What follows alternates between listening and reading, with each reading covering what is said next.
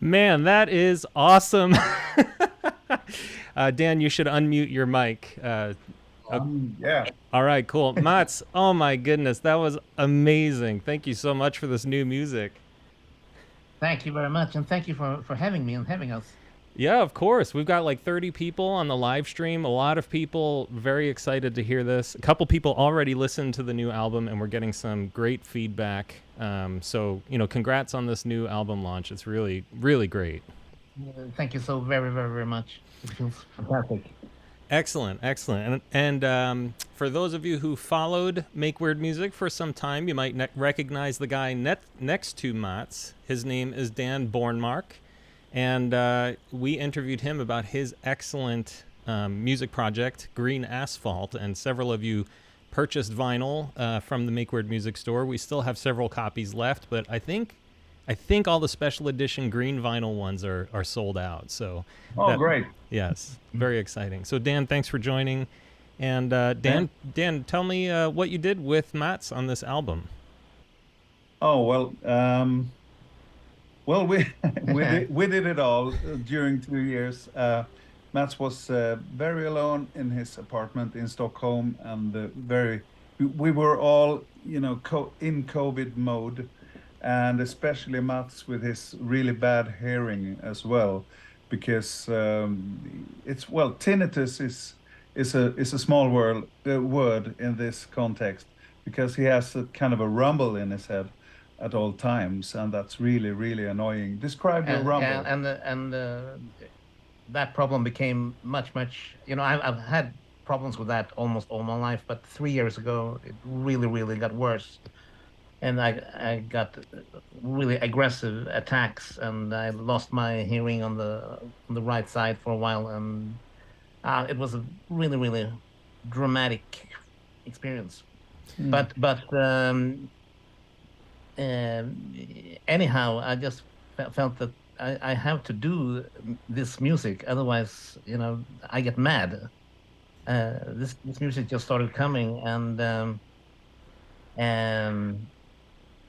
yeah. So Mats called me the other day, just like that, and he said, "Wow, I don't feel so good at all, but I have 10 songs, and I would like you to produce it as an album." And I was like, are you real? Are you for real?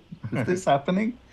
And it was. So we actually applied for some money from the Swedish government, and so it was a good little starting point to actually meet up. And Mats flew down from Stockholm to our part of the country, and he showed the music. And when he plays his music, he can play it over and over again, and every time it's a different story, and they all fit together like a puzzle. That's fantastic. So you could record him on different instruments, like an accordion, clavinet, Hammond organ, piano, and it will all fit together immediately. That's fantastic. Yeah, so for people who don't know, Mats is blind and has been blind since birth, and has done a ton of music with Morgan Ogren, who we've collaborated with here on the channel, and done a ton of interview content as well. Mats, can you talk a little about your composition process, especially in light of the hearing troubles you've had recently? Could you just share some of how it affects your composition and I don't know, just sort of your approach to this whole album? I don't know if it really has affected my way of composing, but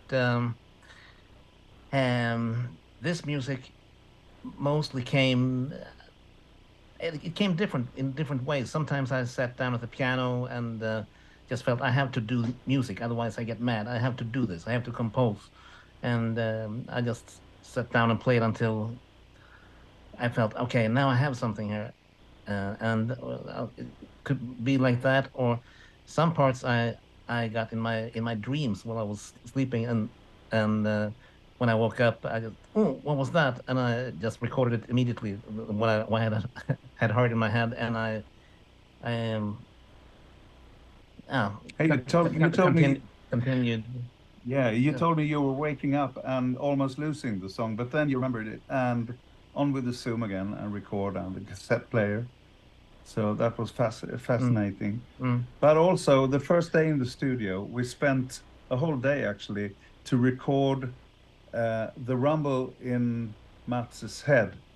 So we tried to recreate that with synthesizers and different sounds, and very, very precise, because Mats hearing, vad heter gehör?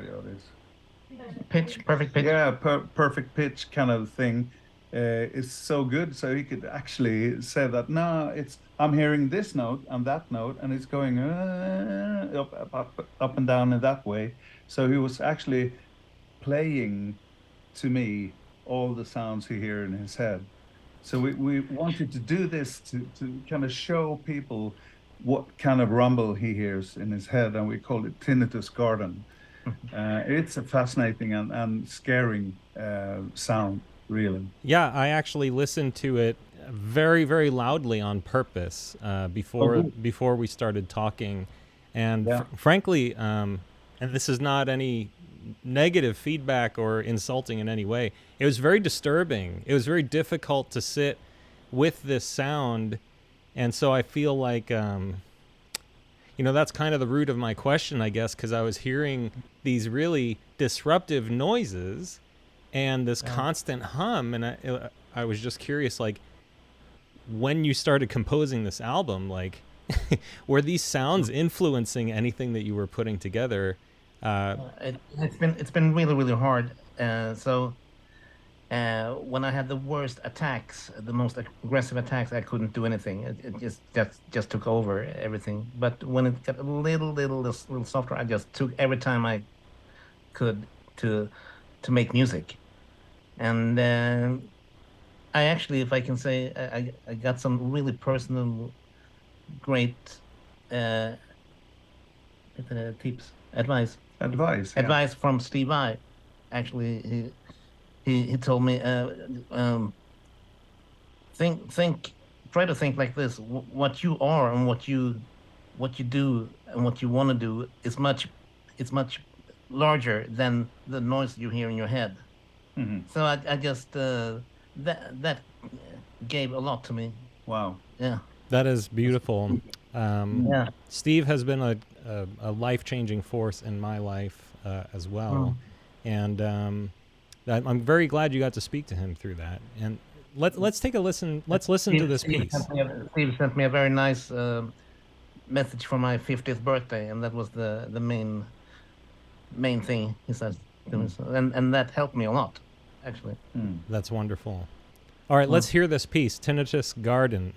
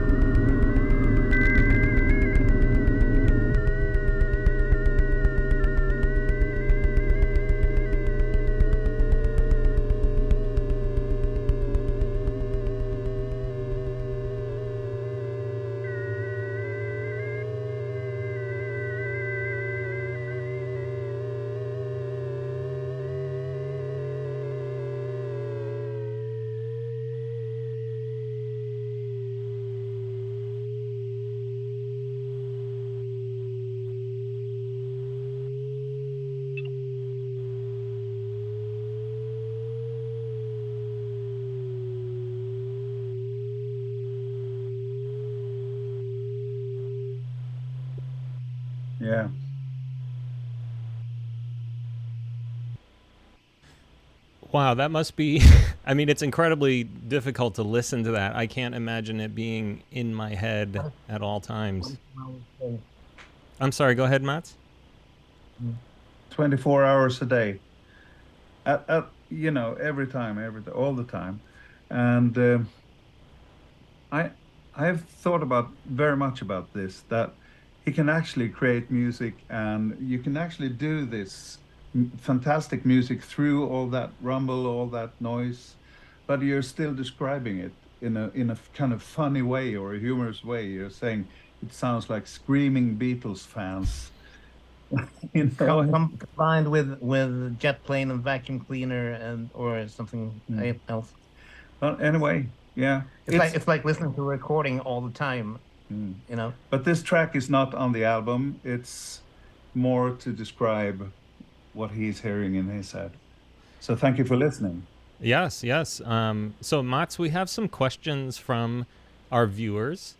I don't know everyone's names, but PS asked if this is going to be released on vinyl.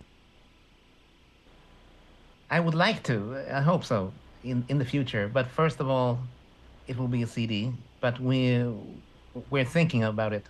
I would love to have it on vinyl because it's exactly the time, the playtime of the album is perfect. It's 45 minutes. So it's really perfect vinyl playtime. Excellent. Do you have plans to perform any of this live? Sharon Baker asks. Yeah, actually, in October, we're going to do it at the Umeå Jazz Festival, first of all. And we're going to put together a band, and Don is going to be the conductor of the band. And yeah, it's going to be mostly with the people from the album, like Morgan on drums, Stefan Pettersson on bass, Signe and Hjördis and Don, and a guitar player named Christer Jonsson, who's not on the album, but I think he would be perfect for the band. And yeah, and hopefully there will be some more gigs with that in the future. And also Emma Wahlström on French horn. Yeah, absolutely. Which is so cool to have on stage in a band like this. And Hjördis is also playing violin, and Björn is playing flutes, you know, and mandolin and stuff. So it's going to be quite a good mixture, I think, between you know, electronic and old instruments. Excellent. Mark Patak asks if it was intentional to make Dream Loops track number 7 as it's in 7/8 time. I didn't... Mark undrar om det var det är den 7:e låten och den går i 7-takt. Dream Loops. Har du tänkt på det? Liksom att 7:e låten ska gå i 7-takt. No, I haven't thought about that. But you're talking about Dream Loops, or? Yes. Yeah. No, I never thought about that. Dream Loop, there was a theme that I just had in my head. I was trying to sleep, and it just started to go around in my head like a loop, and I heard a specific sound. I really heard Mike Keneally, his sound, his tone, and I asked Mike if he wanted to play on the track, and he loved it, and he did it. So he's playing on it. Excellent. Yeah. So you're pretty known for your work with Frank Zappa or Frank Zappa's music. You did perform with him, or at least with his band on occasion, and you opened for him. I know that much. So are there more like Zappa alumni on this album? I only know about Mike Keneally, but and Morgan. Are there more Zappa, things that Zappa fans can look for or listen for on this album? On this album? Well, no. It's going to be actually a bonus track released soon. It's going to be like a bonus single. And Napoleon Murphy Brock is singing the lead on it. Awesome. Cool. But it's a pretty strange song, and the whole idea is very strange. And it'll be, released on a pretty strange day in Sweden. It's the strangest day in Sweden. So we're going to release a strange single by a strange guy on a strange day in a strange country. and it's all in a can. It's all fermented. Awesome. So one thing I found really interesting, and Mats, I wanted to ask you about this. Dan we've featured him as a Gentle Giant collaborator, and he knows the Gentle Giant music better than almost anyone on the planet, and is friends with everyone who's been in the band. I'm curious, because I hear some Gentle Giant on this album, and I'm curious if you yourself are also a fan, or did Dan just shove you in that direction?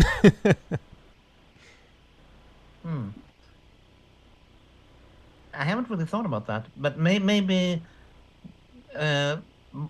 Morgan actually said that the intro to the last song has a little bit Gentle Giant flavor. Really? Yeah, he thought that. Oh yeah. Yeah. I think that's right. Hoi hoi. It's kind of a quirky little nice thing in a giant way, in a way. So are you a fan, Mats, or are they just kind of like a peripheral, you've heard some of their stuff before? Of Gentle Giant. I couldn't hear.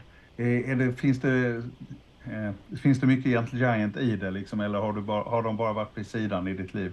I haven't listened that much to them, but I've heard some stuff that I really like, and I think I heard the song "Playing the Game" the first time when I was about 14, and yeah, I only have two albums.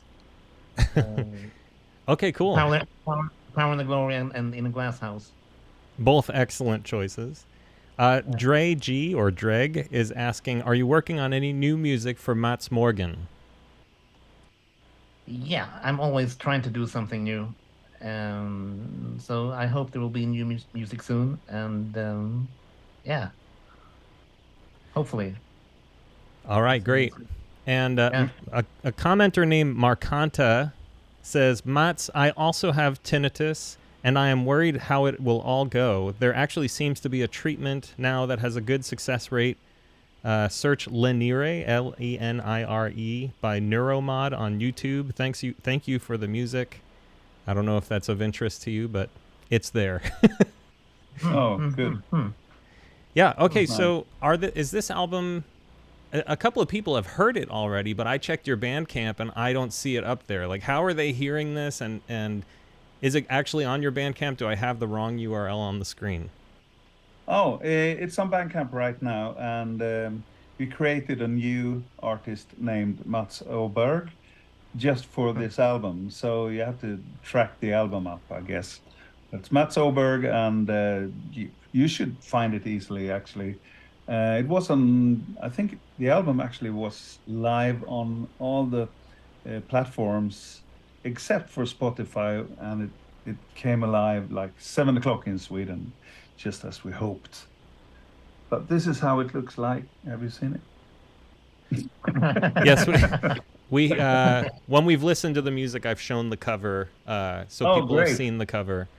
Excellent. Yeah. So I did a Google search. I didn't see it, so if you're watching this, just search for the album title, which is at the top of the screen. How do you say it? Visa från Inneröra. And what does it mean? Well, it's a kind of a joke. There's a Swedish, very well-known folk song named Visa från Utanmyra that was played by... it's a very famous version of that song, played by Jan Johansson, a piano player. And Inneröra, that's the in-ear. It's Inner ear. Inner ear. Yeah. And when I showed the theme to that song to Ale Möller, who's playing flute and mandola on that song, he just said, kind of a jokey, so what's the name of that song? Visa från Inneröra. And we both started laughing. Yeah, that's perfect. That's a perfect title. Awesome. All right, I corrected the URL on the screen, so if you're watching this, it's matsoberg.bandcamp.com, not matsberg.bandcamp.com. That's right. So it's fantastic. You can walk into Mats's ear in here, and in the back side of the door, you can actually meet his music, which is full of light. So that's it. A fantastic picture made of Märta Nilsson. Yeah, so Mats, thank you so much for joining today, and Dan, thank you very much for your production work and for facilitating this this conversation. I really appreciate both of you. Thank you. It was very fun. Thank you. Vi måste spela något knäppt. All right, the last song we're going to listen to, Planet. I'm going to let you pronounce the full title. What is it? Planet. Which one? Planet. Hjördis, du får nog komma och säga ditt namn. Is it Jordis? Yes, hi, it's me. Okay, it's Planet Hjördis. And what does that mean? Planet, my name, Hjördis. Oh, so it's a song dedicated to you. Okay. Yeah. Hjördis is both whistling, playing violin, and you can also hear some baby noises from Hjördis when she was like 1 year old, I think. And I'm singing too when I'm the stage, right? So she's all over the song. Yes, and she's your daughter, Dan, right? I think she is. Yes. So your whole family's on this album, Dan. Ina is sitting here too, and there's lots of singing on the songs, even though they are instrumental. So, and we think that's really cool to have, like very much vocals involved into this music, because it gets kind of more face to the music in a way. Yeah, it really lifts the music. I think both Sing and Hjördis had they really gave a lot to the music. Given a lot to me, really. Oh. Yeah. All right, excellent. So we're going to listen to Planet Hjördis before we go. Just a little bit of administration. There's a join button down below the screen where you can join Club Weird. That is the Make Weird Music. That's this YouTube channel. Make Weird Music's $3 a month donation. It helps just pay the bills. It keeps the channel alive. It makes things possible. This is not a money-making venture, but the more that I can collect and not lose money, the more I can do for other artists. And we don't have any more live streams planned in the near future. But if you want to see any artists, or if you're aware of any new music coming out, please, send a message or leave a comment. And I think the next big-ish kind of thing that we're doing is there's a new documentary about the band Buke and Gase. So we will be doing some work with Buke and Gase and the record label Brassland, possibly premiering that documentary here in Arizona. So stay tuned for that. So thank you again, everyone, for joining us. Thanks for all the people who joined the live stream. And Thank here. you.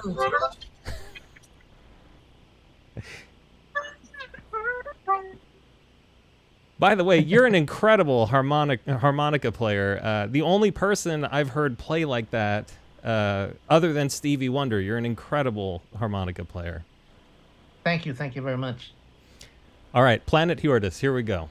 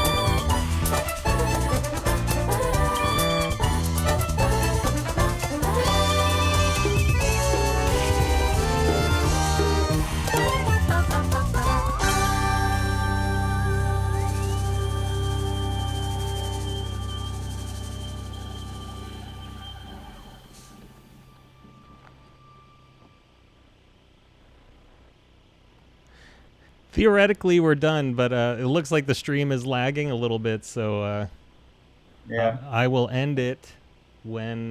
What? lagging. Lagging? Den det håller på. Det är fördröjt lite. Okay, well, I'm going to hit end stream. Okay, bye-bye.